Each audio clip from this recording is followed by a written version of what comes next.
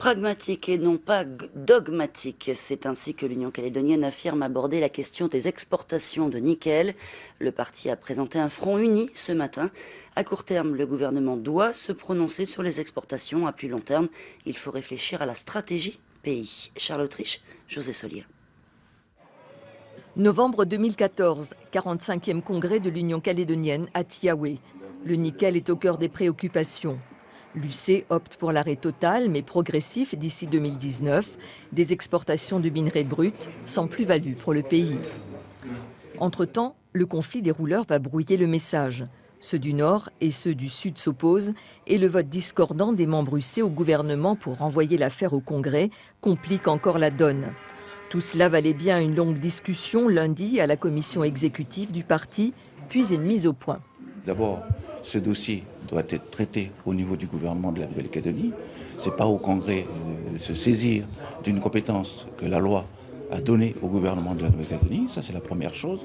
Et ce que nous disons, c'est que sur le traitement de ces demandes d'exportation, qu'elles soient vers la Chine, vers le charbon ou ailleurs, nous disons qu'il faut être très pragmatique.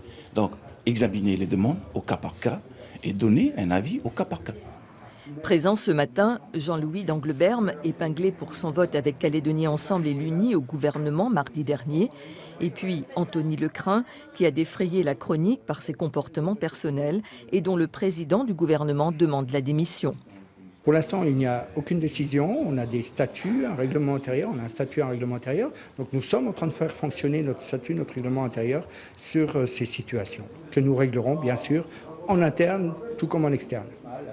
Inquiet de la façon dont le gouvernement fonctionne, un gouvernement qu'il a contribué à former le 1er avril, le parti va aussi demander à être reçu par son président. On a un gouvernement normalement dit collégial et avec un règlement intérieur. Il faut revenir à ses fondements parce que ça permettra d'être plus souple et surtout de permettre aux populations d'y voir un peu plus clair dans la sérénité et dans la confiance, ce qui n'est pas le cas aujourd'hui. Dans le même temps, l'UC prépare son congrès de fin d'année. Ce sera début novembre à Yengen. Et même position pour l'USTKE en faveur des petits rouleurs. Dans un communiqué, le syndicat s'inquiète des nouvelles perturbations que pourrait causer la colère des rouleurs qui, je cite, estiment que le protocole d'accord signé sous l'égide de Daniel Goa n'est pas respecté et tarde à être mis en œuvre à cause de l'entrave du président Germain. Fin de citation.